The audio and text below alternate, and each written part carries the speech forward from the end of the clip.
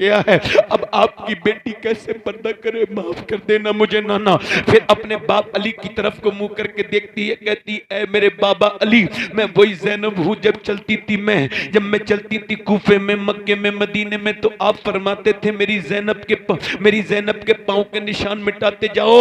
ए हसन हुसैन जाओ अपनी बहन के पाँव के निशान मिटाओ। मैं नहीं चाहता कि मेरी बेटी के पाँव के निशान भी कोई देखे, मगर ए मेरे बाबा अली, आज ज़ैनब के सर से दुपट्टा खिंच चुका है। ज़ैनब की अब मुझे माफ कर देना मेरे बाबा अली। इमाम ज़ैनुल आबिदीन कहते मेरी फूफी 5000 किलोमीटर का सफर करती है ऊँटनी पर, मगर कभी तहज्जुद की नमाज भी कज़ा नहीं हुई। अल्लाहु अकबर। जरा गौर करो, बचपन का पर्दा, एक इंतकाल हो रहा था कुछ दिनों पहले मेरी रिश्तेदारी में, इतनी करीब रिश्तेदारी के मेरा पर्दा तक नहीं था उस औरत से। वो 33 साल की औरत, उसको पीलिया जॉन्डिस हुआ, मरने वाली थी, और वो कहां दम निकलने वाला था, एम्स में। अब जब डॉक्टर आया, दम निकलने के वक्त एकदम डॉक्टर आया, उसने अपनी चादर उठाई, यानी दम निकलने में 20-25 सेकंड है, और उसने चादर उठाई और अपने आप को उसने कवर करना शुरू किया, पर्दा करना शुरू किया, और उसके हाथ वहीं पे रुक गए, दम निकल गया। मगर मेरे बात ये समझ में आ गई कि अगर बचपन में पर्दा करा दिया जाए तो इंसान की रूह निकल जाती है, मगर उसके जिस्म से हया नहीं निकलती, उसके अंदर से जो है वो पाकीज़गी। सुभान अल्लाह, सुभान अल्लाह। वरना तो बेहया औरतें कितनी तुमको मिलेंगी। अल्लाह इधर देखो, मेरी तवज्जो देखो। क्या मुसलमान औरतों को कोई बदल सकता था? बिल्कुल नहीं, हरगिज नहीं। मगर मुसलमान औरतें क्या समझती हैं, अभी कुछ दिन पहले जलजला आया यहाँ पर जो है वो तुर्की में। अब वहां पर पता चला एक मलबे में कि यहाँ अंदर कोई इंसान है। उन्होंने जब उसे काटा पीटा 2-3 घंटे के बाद, यानी 150 घंटे के बाद कहा बाहर निकलो, तुम्हारे लिए रास्ता करा दिया गया। अंदर से लड़की की आवाज आई, मैं एक औरत हूं और बाहर नहीं आ सकती। कहा क्यों? कहा मेरे सर पे दुपट्टा नहीं है। कहा क्या मतलब? का मतलब यह है कि अभी तुर्की में जलजला आया है, मगर मेरा ईमान सलामत है। जिस अल्लाह ने मुझे 150 घंटे बगैर खाना और पानी के रखा है, मैं उसकी नाफरमानी नहीं कर सकती। अब तभी बाहर आऊंगी जब पहले दुपट्टा अंदर भेजो। सुभान अल्लाह, सुभान अल्लाह। बहुत खूब, वाह वाह वाह वाह। औरतों के लिए मशाले राह क्या था? जनाब सैयदा की जात थी, खतीजतुल कुबरा की जात थी, अम्मी आयशा की जात थी। अल्लाह के रसूल की बीबी कुरान पढ़ रही हैं। क्या पढ़ रही हैं? बोलो कुरान। इधर देखो, क्या पढ़ रही हैं? क्या पढ़ रही हैं? क्या पढ़ रही हैं? कुरान की आवाज बाहर मस्जिद में जा रही है, हल्की हल्की हल्की हल्की, बहुत हल्की। हुजूर ने पत्थर उठा लिया, जहां से आवाज आ रही थी उस सुराख में लगाया, अंदर गए और आपने फरमाया आयशा इतनी जोर से कुरान ना पढ़ो कि बाहर आवाज जाए। कुरान पढ़ने वाली अम्मी आयशा हो, जिसकी तहारत कुरान ने बयान की, अल्लाह अल्लाह, वाह वाह, सुभान अल्लाह, सुभान अल्लाह।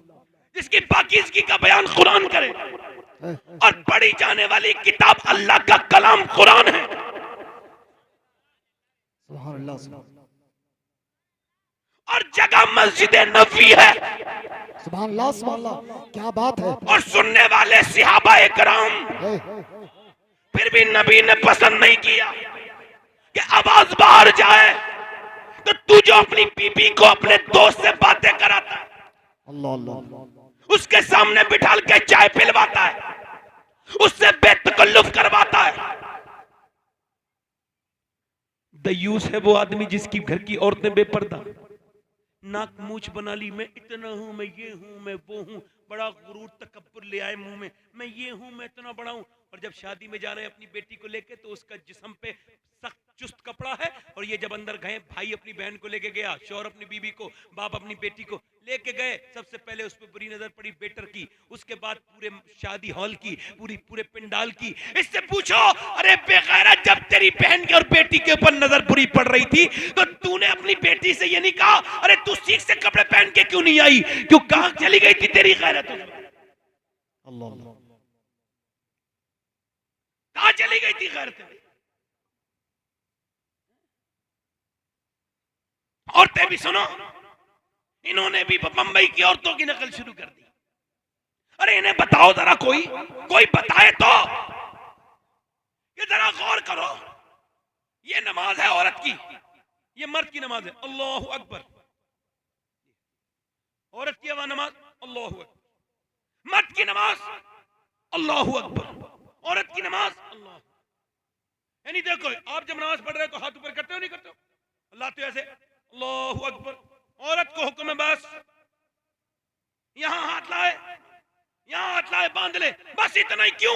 इसके जिस्म की बनावट और है, मर्द के जिस्म की बनावट और है। अल्लाह नहीं चाहता कि औरत नमाज पढ़ते वक्त भी बेपर्दा हो, इसलिए उसने मर्द की नमाज अलग कर दी, औरत की नमाज अलग कर दी। अबे तुम शादी में औरतों मर्दों के खाने अलग अलग नहीं कर सकते। अल्लाह अल्लाह, क्या बात है, सुभान अल्लाह सुभान अल्लाह, बहुत खूब, बहुत खूब, बहुत खूब हजरत, वाह, क्या बात। औरत की नमाज अलग, मर्द की नमाज। मौला अली की शादी हुई,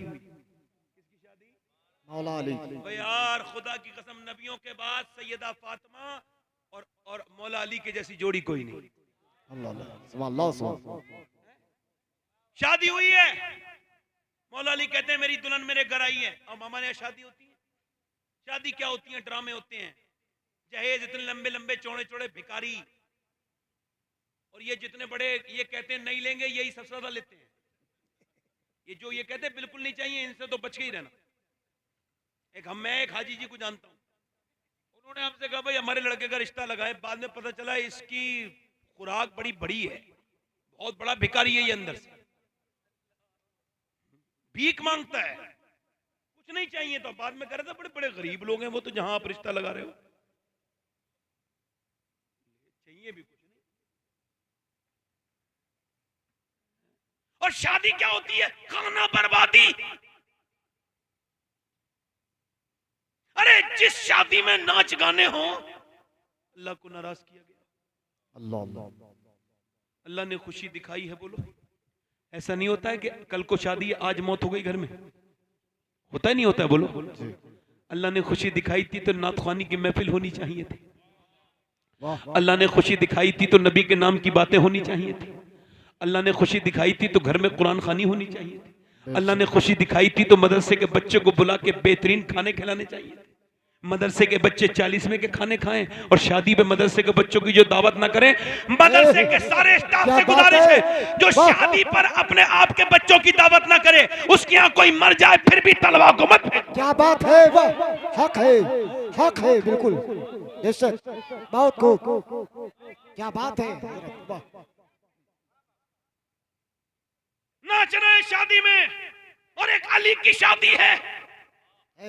और मेरी बेटियां सुन लें, तुम सब बेटी हो, किसी की लड़की हो, किसी की माँ हो, सुनो, तुम सबको चाहत होती है मैं दुल्हन बनूं तो अच्छे कपड़े पहनूं। मौला अली कहते हैं मैं अपने दुल्हन के कमरे में गया तो मैं रोने लगा। मेरी दुल्हन ने मुझे देख के कहा क्या दूल्हा कोई शादी के दिन रोता है, आप क्यों रोते हैं? तो मौला अली कहते हैं मैंने कहा इस वजह से आपके सब्र को देख के रो रहा हूं, और हुजूर की तरबियत को देख के मैं रो रहा हूं। क्या मतलब? अब बात ये, कितनी भी गरीब की शादी हो एक जोड़ी कपड़े बन जाते हैं। मैं देख रहा हूँ फातिमा जिस्म पे कपड़े आपके 17 हैं, वो एक चादर है और उस पे 17 पैमद लगे हुए हैं, और आपके लब पे कोई शिकवा नहीं है। नबी की बेटी ने सर उठा के कहा, ऐ मेरे सरताज, मेरे अब्बा ने फरमाया था अल्लाह कपड़े अच्छे पहनने से राजी नहीं होता, अल्लाह पर्दा करने से राजी होता है। अल्लाह अल्लाह, और सुभान अल्लाह, तरबियत, सुभान अल्लाह, हुजूर ने अपनी बेटी को क्या तरबियत दी। एक दिन हुजूर की बेटी हुजूर से मिलने आई है। अम्मी आयशा बोली, अर्ज करती है या रसूलल्लाह फातिमा आ रही हैं। हुजूर उठ के खड़े हो गए। बोलो तो सही तरह से।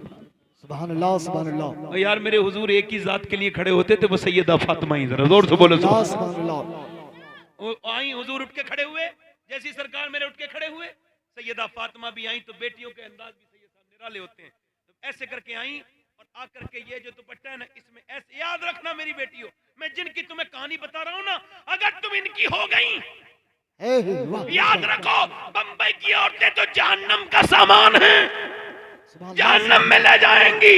और अगर फातिमा की दिल में मोहब्बत हो गई तो हुजूर ने फरमाया फातिमा के सारे मोहब्बत करने वाले जन्नती हैं, वो जन्नत में जाएंगे। तो जब नबी की बेटी जाएंगी तो कनीज़े भी साथ में जाएंगे। वाह वाह वाह, सुभान अल्लाह, सुभान अल्लाह, ऐसे करके देखो, इधर देखो, ये चादर बंधी हुई है।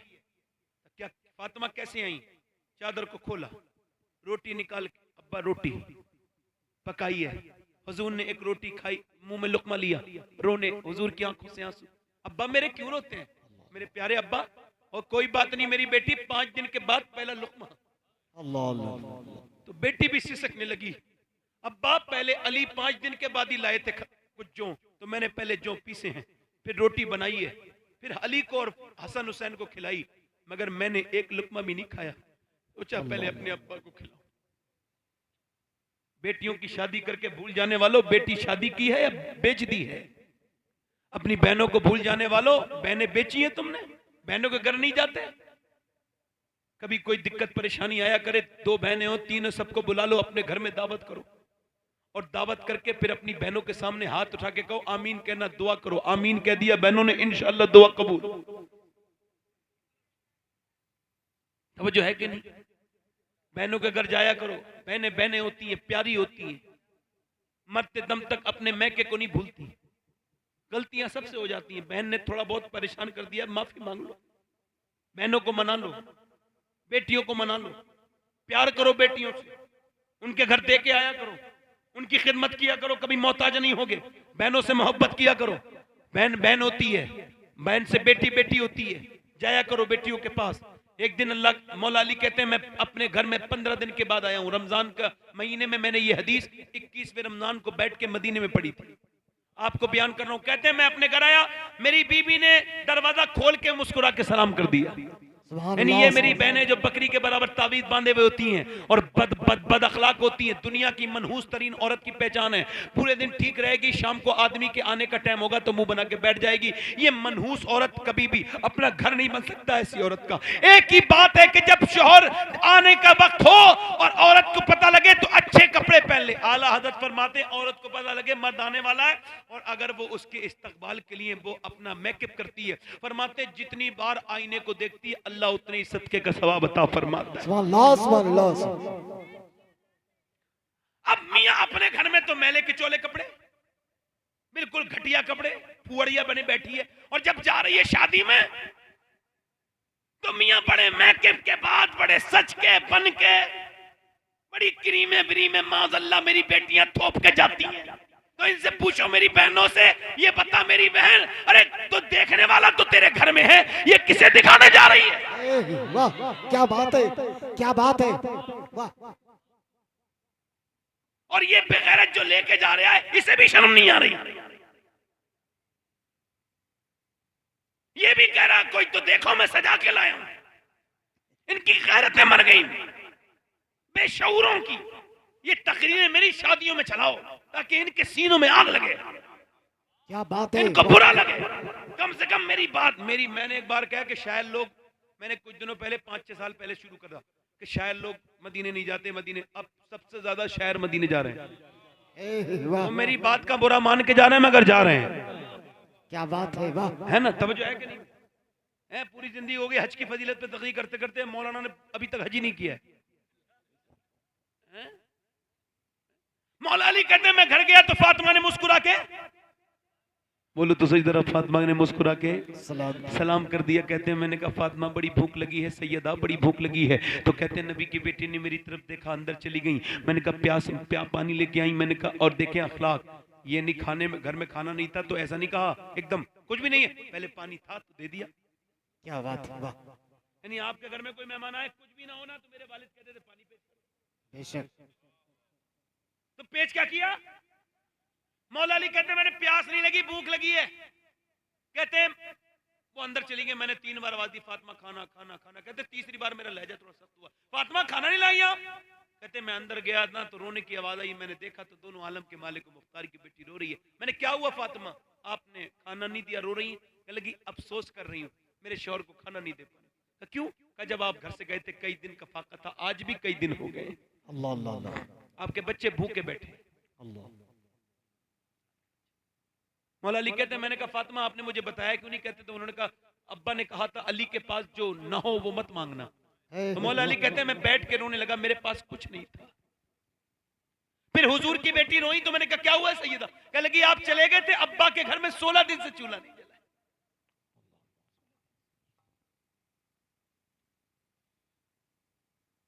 अभी मैं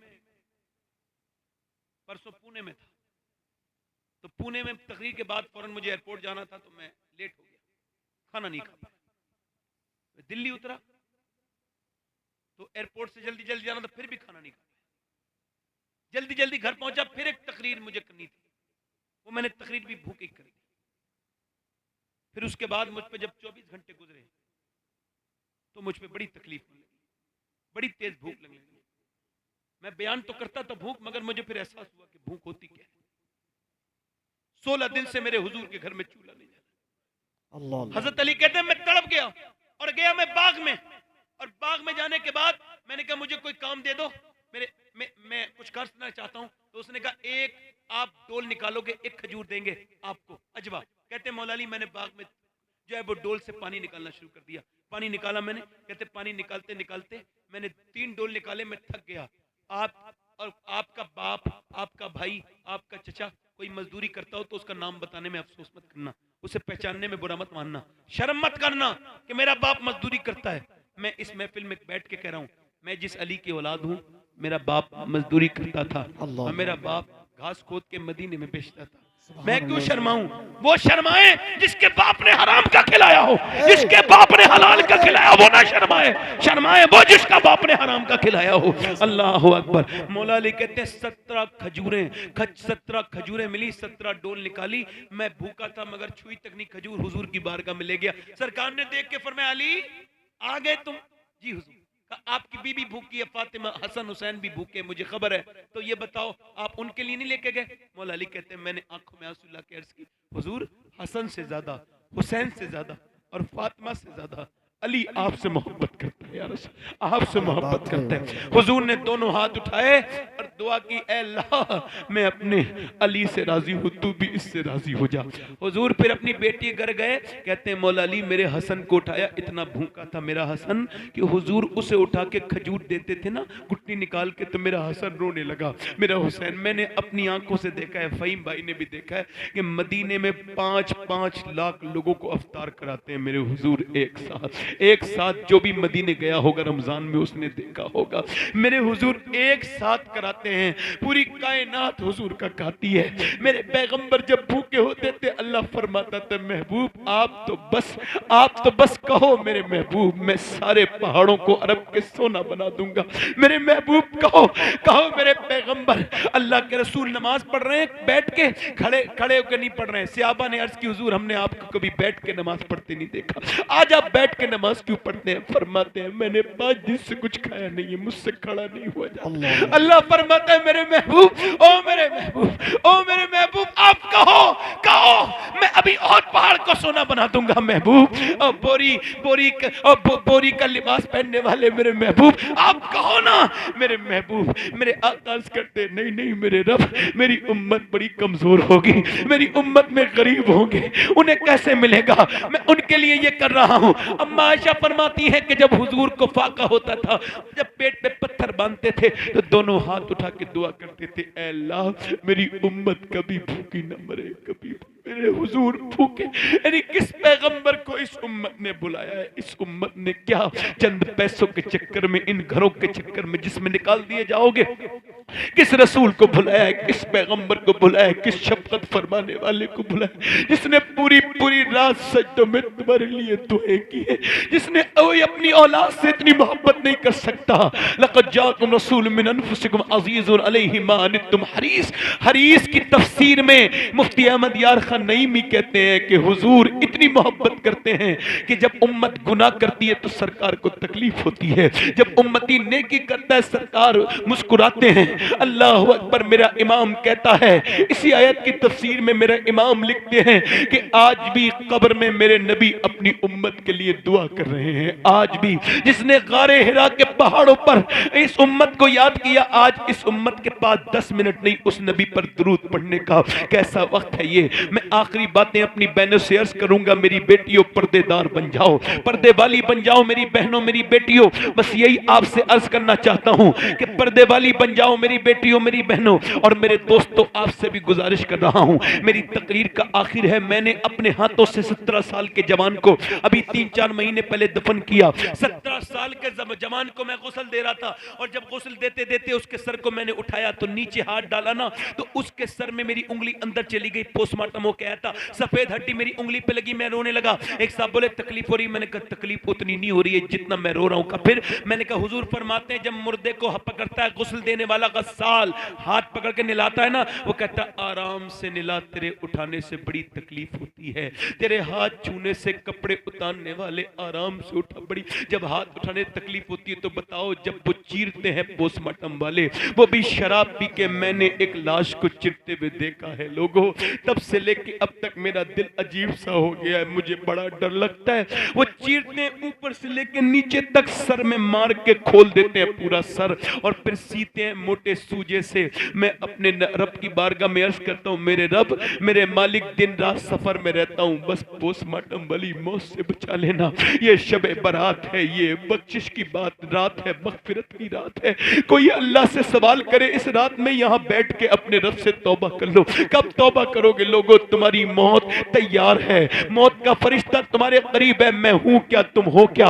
अल्लाह के रसूल ने अरफात के मैदान में फरमाया था कि मेरा जो उम्र है ना, इस पे अल्लाह फख्र फरमा रहा है, इस पर अल्लाह। जब उमर ईमान लेकर के आए, जिब्रील अलैहिस्सलाम हाज़िर खिदमत, अर्ज करते हैं या रसूल अल्लाह, या रसूल अल्लाह, आप खुश हो रहे हैं, खुशियां मना रहे हैं, मगर उमर की इस ईमान लाने पर तो फरिश्ते भी खुशी मना रहे हैं। कौन उमर? जिसे नबी ने मांगा है, वो उमर दुनिया से जा रहा है। तो कहते हैं अपने बेटे से मेरा सर रख दे जमीन में। नहीं रखूंगा अब्बा। उन्होंने अपने जानू पे रख दिया, जमीन पे रख दे मेरा सर। जमीन पे रख दिया उमर का सर, अपनी नाक को गर्द में रगड़ने लगे, और गर्द में रगड़ने के बाद कहने लगे, लोग कहते हैं उमर आधी दुनिया का बादशाह है, मगर उमर तो तेरी बारगाह का मोहताज है। ऐ मेरे रब, अगर तूने आज उमर को न बख्शा तो उमर बर्बाद हो जाएगा, आज उमर बर्बाद हो जाएगा। उमर पे रहम कर दे, मौत का वक्त आ गया है मेरे रब। अम्मा आयशा उम्मुल मोमिनीन सैयदा अम्मी आयशा, इंतकाल का वक्त है तो इतना रोई है, मोटी चादर है, भीग गई है। कोई कहता है आप तो हुजूर की पसंदीदा बीबी उम्मुल मोमिनीन, आपने फरमाया देख मुझसे ऐसी बातें न कर, मैं इस वक्त अल्लाह के खौफ में हूँ। मैं कह रही हूँ काश आयशा आयशा न होती, बल्कि आयशा एक तिनका होती, आयशा को उसकी मां न जनती। ऐसा दर्द का माहौल है। मुझे बताओ कौन सी दुनिया में जी रहे हैं? आपका ये भी सुनो, तुम्हारी मौत का भी दिन लिख रहा है, वो घड़ी भी लिख रही है जिस दिन आपको मरना है, वो वक्त भी लिख रहा है। जो कब्र में जो तुम्हें नहलाएंगे उनका नाम भी लिख चुके हैं, जो कब्र में उतारेंगे उनके नाम भी लिखे हुए हैं। और याद रखो वो कीड़े तुम्हारा इंतजार कर रहे हैं जब कब्र में तुम जाओगे। और किस बात का गुरूर है, आज तक कोई बाप अपने बेटे की कब्र पे एक रात नहीं रुका, कोई माँ अपने बेटे की कब्र पे नहीं रुकी। ये शबे बारात है, अपने रब से तौबा कर लो। ऐ नौजवानों, अपने मोबाइलों से डिलीट मत करो गंदी तस्वीरें, बल्कि अपने ख्याल से गंदगी डिलीट करो। ऐ नौजवानों, अपने मोबाइल में लॉक ना लगाओ, अपनी नियतों को लॉक लगाओ। तुम जितना भी गंदी चीजें देखते हो तुम्हारा रब देखता है, जो भी तुम कर रहे हो। मेरे आका फरमाते हैं किसी गैर औरत को हाथ से छूना, ये हाथ से छूना फरमाते ऐसा है जैसे कि जहन्नम के अंगारे को छू लिया। मेरे आका करीम इरशाद फरमाते हैं मेरे नबी, किसी गैर औरत से जिस्म का लगना ये सुअर के जिस्म के लगने से भी बुरा है, यानी सुअर से जिस्म का लग जाना ये जिना मुकाफाती अमल है। ऐ नौजवानों, अपने रब से तौबा कर लो। एक किफल नाम का नौजवान था, किफल नाम का नौजवान था, जाकर के देखो कैसे कैसे सूरमाओं को मौत आ गई, कैसे कैसे मंत्री मारे गए, कैसे कैसे बड़े लोग मारे गए, कोई नहीं बचा, सबको मौत आएगी। लोग कहते हैं मैं बचते बचते मरा हूं, बचते बचते जो है मैं जो है ना वो मरते मरते बचा हूं। आज तक कोई मरते मरते नहीं बचा। जितने भी लोग हैं ना, खुदा की कसम सुनो, जितने भी लोग हैं बचते बचते मर जाएंगे, सब बचते बचते मर जाएंगे, बचेगा नहीं कोई भी। ऐ मेरे दोस्तों, मेरे भाइयों, रात का वक्त है, आज ये रात इबादत की रात है, तौबा की रात है। कहो मालिक माफ कर दे। हुजूर फरमाते हैं किफल नाम का एक लड़का था, हर रात नई लड़की के साथ जिना करता था बनी इसराइल में, हर रात नई रात रात नई लड़की, नई रात नई लड़की, हर रात इतना मालदार था। एक रात एक लड़की आई, ये उसके करीब गया, उसके बिस्तर पे बैठा, उसको हाथ लगाया, वो कांपने लगी, उसको पसीने आ गए। ये ईमान की अलामत होती है। इसने इससे पूछा तू क्यों रोती है और मेरी रात खराब कर रही, तुझे पैसे नहीं मिले, क्यों मुझे परेशान करती है? कहने लगी पैसे सब कुछ नहीं होते। का फिर का मेरा बाप मर चुका है, बहन भाई इतने भूखे, उन्हें खाना नहीं मिला तो मर जाएंगे। का फिर कब मैं इस वजह से रो रही हूं, अपने रब की बारगाह में अर्ज करती हूं मेरे मालिक, अगर मेरे बहन भाई भूखे ना होते तो कभी बुरा काम करने ना आती, कभी ना आती। फिर रो के बोली तू क्या समझेगा, मुझे अपने रब से डर है, उस रब ने जिसने मुझे इंसान बना के पैदा किया, माँ के पेट के अंदर रिज़्क देता था, मेरी माँ के अंदर दूध की धारें पैदा की, फिर मुझे खाना के मेरे मालिक ने फिर मुझ पे मेहरबानियां की, मुझे इंसान बनाया और मैं दुनिया में आई हूँ, मैं दुनिया में आई हूँ इम्तिहान देने, मगर आज मेरे पैर फिसल रहे हैं। मैं अपने रब करीम से कहती हूँ ऐ मेरे रब, ऐ करीम रब मुझे माफ कर दे, मुझे माफ। हुजूर फरमाते हैं वो इतनी बिलक के रोई, ऐसे बिखर के रोई कि उसके आंसुओं से उसका दिल धुल गया। किफल का जो रोज जिना करता था उस बदकार का दिल धुल गया। वो कहने लगा जा मैंने तुझे अपनी बहन बनाया, तूने मेरी आंखें खोल दी, ये सारे पैसे दे दिए, उसको सारी दौलत दे दी, वो तो चली गई। ये सजदे में गिर के बोला मालिक अगर मेरे जैसा गुनहगार कोई नहीं तो तेरे जैसा करीम भी कोई नहीं है, अगर मेरे गुनाहों की कोई हद नहीं है तो तेरे करम की भी कोई हद नहीं है। ऐ मेरे मालिक मैं रातों का चोर हूं, मैंने बड़े गुनाह किए, मैंने गुनाह किए मालिक, अगर मेरे जैसा बदबख्त कोई नहीं तो तेरे जैसा करीम कोई नहीं, मुझे माफ कर दे मालिक, तू मेरा करीम रब है, मैं कमजोर हूं, तू बेपनाह ताकतों वाला है, मैं लाचार हूं, तू मुख्तार है, मुख्तार तू हर शय पर कुदरत रखता है मेरे रब, मुझे माफ कर दे, मेरे गुनाहों को माफ कर दे मेरे मालिक, मैं तुझको बनगोबा बना के तौबा। रोया, इतना रोया, हुजूर फरमाते उसका दिल की धड़कन रुक गई, मर गया। उस सुबह को कोई जनाजा नहीं उठाता था मगर कोई बंदा तेरे दर पे जो आंसू रोल देता है, मेरे मौला दरे तौबा तू उस पर खोल देता है। ऐसा रोया, मर गया मगर सुबह को कोई जनाजा नहीं उठाने आया। दोपहर तक बोले इसका जनाजा उठाएंगे, जानी का, बिगड़े हुए का, कोई नहीं आया। अल्लाह ने उसके दीवार पर फरिश्तों को भेजा और फरिश्ते उसके घर की दीवार पे बड़े बड़े लफ्जों में लिख के गए इन्नल्लाह कद गफर लिल किफल, ये जो किफल है ना इसे अल्लाह ने बख्श दिया है, माफ कर दिया है। क्यों बख्श दिया? अरे इतने बड़े गुनहगार को क्यों बख्श दिया? अल्लाह फरमाता है मेरे महबूब मैं 70 माओं से ज्यादा मेहरबान हूं अपने बंदों पर। वो कहता है ए आदम की औलाद इतना रोले कि तेरा एक आंसू तेरे गाल तक आ जाए, मैं सारे गुनाह माफ कर दूंगा सारे। या अय्युहल इंसान मा गर्रका बिरब्बिकल करीम। मियां एक माँ ने अपने बच्चे को घर से निकाल दिया, आना नहीं, और वो सर्द इलाका था, ठंडा इलाका, आना नहीं, बड़े तूने मेरा दिल दुखाया है। वो बच्चा निकल गया मगर सुनो जब उसे सर्दी लगी तो रात को दरवाजे पे आके बैठने लगा और कहने लगा मेरी माँ दरवाजा खोल दे वरना तेरा बेटा सर्दी में मर जाएगा। माँ को गुस्सा था मगर ममता भी आ गई गुस्से पर, जाके दरवाजा खोला, बच्चे को अंदर ले लिया। उलमा ने लिखा है उस माँ ने तो देर भी लगाई मगर अल्लाह की रहमत के दरवाजे खुलने में देर नहीं लगती है। जैसे ही बंदा रोता है वैसे ही अल्लाह दरवाजा खोल देता है, एक आंसू से गुनाह माफ कर देता है। वो माफ करने वाला मेहरबान है, तुम सच्चे दिल से तौबा करो। वो ऐसा मेहरबान है कि उसकी तरह कोई मेहरबान नहीं, वो ऐसा रब है, उससे कहो मालिक माफ कर दे। कितने लोग ऐसे हैं जो हुजूर के नाम पे गर्दन कड़ा सकते हैं? दोनों हाथ उठा के बताएं। एक दूसरे की तरफ ना देखना, मुस्कुराना नहीं, दोनों हाथ ऊपर कर लो, नीचे हाथ कर लो, मुस्कुराना नहीं, एक दूसरे की तरफ मत देखना, हाथ नीचे करो। जो गर्दन कड़ा सकता है वो कुछ भी कर सकता है ना। अब ये बताओ कितने लोग हैं आप में ऐसे जो आज से नबी के नाम पे खड़े हो जाएं, जो आज से दाढ़ी भी रखा लें और नबी के नाम पे गर्दन भी कटा दें, खड़े हो जाएं। माशाअल्लाह माशाअल्लाह। 100 शहीदों का सवाब है एक दाढ़ी पर। सुभान अल्लाह। नारे तकबीर, नारे तकबीर। बच्चे बैठ जाएं, बच्चे बैठ जाएं, बच्चे बैठ जाएं। आप खड़े रहें, जश्न दस्तार बंदी, खड़े रहें, जश्न दस्तार बंदी। पीछे वाले भी खड़े हो जाएं। नारे तकबीर, नारे रिसालत। अगर कोई जज्बात में खड़ा हुआ हो तो बैठ जाए, सच्चा खड़ा रहना। 100 शहीदों का सवाब है एक गाड़ी पर, सुभान अल्लाह, सुभान अल्लाह। और दाढ़ी वाजिब है, हर नबी के दाढ़ी, हर वली के दाढ़ी है। कोई आशिक रसूल जो इस महफिल रसूल में और खड़ा हो, 100 शहीदों का सवाब है। सुभान अल्लाह, सुभान अल्लाह। 15 हो गए। कोई और आशिक रसूल है महफिल रसूल में जो आज से शबे बारात से अपनी जिंदगी बदले, दाढ़ी रखाए? वाह, क्या बात है। है कोई और आशिक रसूल इस महफिल रसूल में, दीवाना गौसे आजम का? माशाअल्लाह, माशाअल्लाह। और कोई है? बाहर निकल के आ जाओ, बाहर निकल के आ जाओ। आप दाढ़ी पहले कटाते थे क्या? अच्छा आ जाइए, देखो आ जाओ, इधर आ जाओ जरा भैया, हाथ डालो इनके गले में। फहीम भाई, माशाअल्लाह, माशाअल्लाह। आए कोई और आशिक रसूल है जो कहे आज